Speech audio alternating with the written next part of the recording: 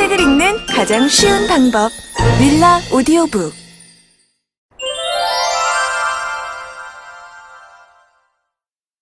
일. 공간을 잘 다루기만 해도 인생의 기운이 달라진다. 절대적으로 나쁜 터는 없다. 이 집에 온 뒤부터 되는 일이 없어요. 아무래도 집에 문제가 있는 것 같은데 선생님이 잠시 들러주시면 안 될까요? 초로에 접어든 남자의 얼굴에는 피곤함과 불안함이 짙게 배어 있었다. 혈색이 좋았던 얼굴은 몇 년 새 반쪽이 됐고 흰머리도 확연히 늘어나 있었다. 대기업 임원으로 승승장구하며 일하던 시절에는 나이에 비해 훨씬 젊어 보이고 늘 생기가 넘쳤는데 대체 지난 3년간 그에게 무슨 일이 있었던 것일까? 한강변에 위치한 그의 집으로 들어서자마자 베란다를 가득 채운 한강의 풍광이 한눈에 들어왔다. 조금 오래됐지만 상당한 금액을 주고 얻었을 것이 분명한 집이었다. 집 안 내부는 안주인의 깔끔한 성격을 보여주는 듯 단정했고 흐트러짐이 없었다. 남서향에 볕도 잘 들고 한강이 한눈에 보이는 누구나 부러워할 법한 이 집에 대체 어떤 문제가 있다는 것일까? 3년 전에 은퇴를 하면서 그동안 고생한 아내에게 경치 좋은 집을 선물하고 싶어 조금 무리를 해 이 집에 이사를 왔습니다. 그런데 그때부터 안 좋은 일이 한꺼번에 일어나기 시작했어요. 노후 자금을 마련하려고 나름 신중하게 투자했던 주식이 급락하면서 큰 손실을 받고 그 때문에 스트레스를 받았는지 심근경색이 와 죽다 살아났죠. 그 뒤부터는 몸도 안 좋고 매사에 의욕이 없어서 방에 틀어박혀 있는 시간이 많아졌어요. 그러다 보니 자연히 집사람과 다툼이 잦아졌죠. 처음에 그는 그저 운이 없었던 것뿐이라고 생각했지만 언젠가부터 집이 점점 불편해지기 시작했다. 외출했다가 집에만 오면 마음도 몸도 축축 처지는 것이 느껴졌고 그 감정을 아내에게 풀었다. 혹시 집에 문제가 있는 게 아닌가 싶어 관련 책을 찾아본 그는 뜻밖의 곳에서 원인을 찾아냈다. 그것은 바로 눈앞에 펼쳐진 한강. 저길 보세요. 이 아파트 앞쪽이 한강 물줄기가 흘러나가는 자리예요. 이런 곳은 돈도 건강도 물이 빠져나가듯 나가버려서 풍수에서는 흉지라고 한다면서요. 그걸 알고 나서부터 신경이 더 쓰이고 꺼림칙해서 이사라도 가야 하나 싶어요. 눈앞에서 완만한 곡선을 그리며 휘돌아 나가는 한강의 푸른 물결. 말없이 창밖을 바라보던 그의 얼굴에 불안감이 다시 떠올랐다. 혹자는 그런 그에게 요즘 세상에 무슨 미신 같은 걸 믿느냐고 마음이 약해져 잡생각이 드는 것이라고 말할지도 모른다. 그러나 분명한 것은 한강의 물살이 그의 불안, 우울과 공명에 마음속에 이미 어두운 한강 효과를 만들어버렸다는 사실이다. 말씀하신 것처럼 이곳은 물이 흘러나가는 자리가 맞습니다. 풍수에서 물살과 바람이 거칠게 빠져나가는 곳은 사람의 재물과 정신도 함께 빠져나가는 살지처럼 보는 경우가 많아요. 하지만 세상에 절대적인 악의는 없듯 절대적으로 나쁘기만 한 터는 없습니다. 자연은 인간의 기준대로 좋은 것, 나쁜 것을 가리지 않는다. 저 강이 돈, 건강, 행운 같은 좋은 것들만 굳이 골라내 앗아간다는 것은 너무나 인간 중심적인 생각이다. 좋은 것이 나간다는 것은 나쁜 건 역시 나갈 수 있다는 말이다. 어쩌면 이 집은 보이지 않게 그런 역할 역시 해왔을지도 모른다. 또한 세찬 바람이 빠져나가는 곳은 때로는 다시 비상할 수 있는 공간이 되기도 한다. 강한 맞바람을 맞을 때 연이 하늘로 날아오르듯 마음을 다잡고 버티면 나를 한 단계 성장시키는 수행의 집이 될 수 있다. 결국 동전의 양면 중 어느 쪽을 볼 것인지, 어느 쪽에 내 마음을 둘 것인지의 문제다. 그러나 그는 내 말이 도무지 이해가 되지 않는다며 물었다. 그렇다면 사람이 마음 먹기에 따라 흉당도 명당이 된다는 말입니까? 저같이 평범한 사람이 터의 기운을 바꾼다는 게 말이 됩니까? 물론 저 한강의 물길은 바꿀 수 없죠. 하지만 선생님이 살고 있는 집, 이 작은 공간만큼은 선생님의 힘으로 바꿀 수 있습니다. 그걸 아셔야 이 집의 근본적인 문제를 해결할 수 있어요. 외부 환경이 미치는 영향은 생각만큼 크지 않을 수도 있습니다. 그는 창 너머의 강의 시선을 빼앗긴 나머지 더 중요한 부분을 놓치고 있었다.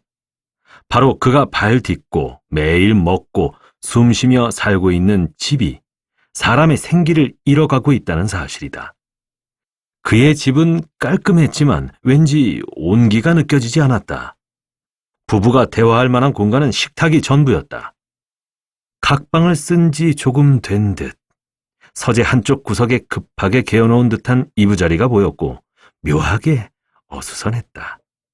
방 안 전체에 무겁게 내려앉은 공기는 단지 창에 쳐진 암막 커튼 때문만은 아닌 듯했다. 이 아파트에 사는 모든 사람이 그와 같은 힘겨움을 겪고 있는 것이 아니라면 이 집의 문제를 만든 것은 결국 사람, 이 집에 사는 사람일 것이다. 우리는 공간에 대해 이중적인 태도를 갖고 있다. 풍수를 믿는 그처럼 많은 사람이 공간이 가진 힘과 영향력을 절대화하고 수동적으로 받아들인다. 이는 왕우장상의 터는 따로 있고 바뀌지 않는다라는 생각으로 흐르기 쉽다.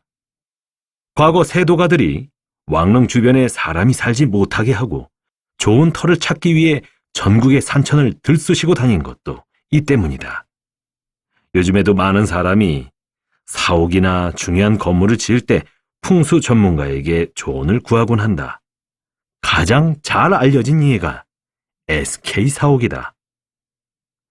최태원 회장이 취임한 지 1년쯤 되었을 때 완공된 서림동 SK사옥은 신령한 거북이가 물을 마시는 형상인 영구 음수형 터로 유명하다. 이런 곳에 자리 잡으면 거북이처럼 장수를 누리고 부귀를 누릴 수 있다고 알려져 있다. 건물 안에도 거북이를 형상화하는 문양들을 배치해 이 건물의 풍수적 상징성을 더욱 강조했다. 그 덕분인지 SK 주가는 상장 후 지금까지 10배 넘게 성장했고 사세도 크게 확장됐다. 그러나 이런 대단한 명당도 다가오는 불행을 완전히 막을 수는 없었던 모양이다. 회장이 여러 번 구속되고 스캔들에 휩싸이는 등 풍파 역시 끊이지 않았다. 좋은 일만 일어나야 할 대표적인 명당에서 왜 이런 반흉 반복의 사건이 번갈아 일어난 것일까? 고전에서 말하는 명당은 그곳을 차지하는 순간 모든 게 결정지어질 것 같지만 실상은 그렇지 않다. 터의 힘을 발현시키기 위해서는 사람 역시 그 공간에 맞는 행동과 생각을 해야 한다. 아무리 땅이 좋아도 기온과 습도 등 또 다른 조건이 맞지 않으면 싹을 틔울 수 없는 것과 같은 이치다. 대부분의 사람들은 집터, 입지 등 조금 더 거시적인 영역에서 공간을 대할 때 의존적이고 기복적인 모습을 보인다. 하지만 나와 가족이 살고 있는 집 안을 대할 때는 정반대의 모습을 보인다. 일단 공간이 그 자체로 에너지와 생명력을 가졌다는 명제는 사라진다. 우리에게 집은 그저 깔끔하게 관리하고 잘 먹고 잘 쉬는 공간.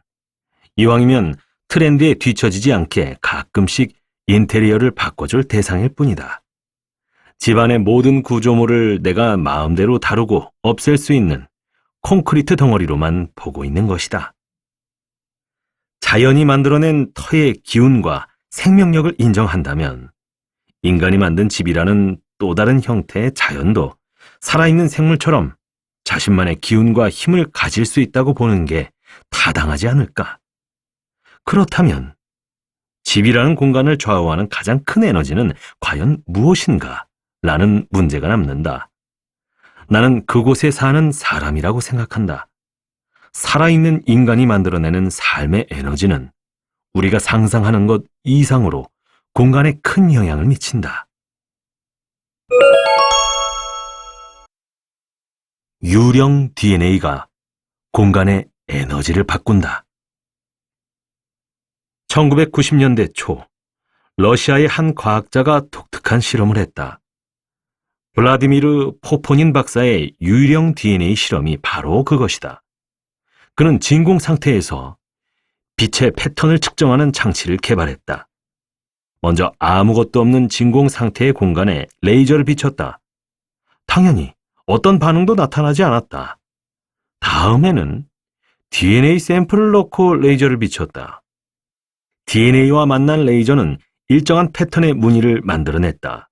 놀라운 것은 그 다음이다. DNA 샘플을 제거한 뒤 다시 그 빈 공간에 레이저 광선을 비췄을 때 어떤 일이 일어났을까? 과학자들은 당연히 어떤 패턴도 나타나지 않을 것이라고 확신했다. 하지만 놀랍게도 처음과는 다른 독특한 패턴이 나타났다. 심지어 그 패턴은 아무것도 없는 진공 상태에서 몇 주 동안이나 남아 있었다. DNA 샘플의 자취가 마치 유령처럼 그곳에 남아 공간에 영향을 미친 것이다. 포포닌 박사는 이런 현상에 유령 DNA 효과라는 이름을 붙였다.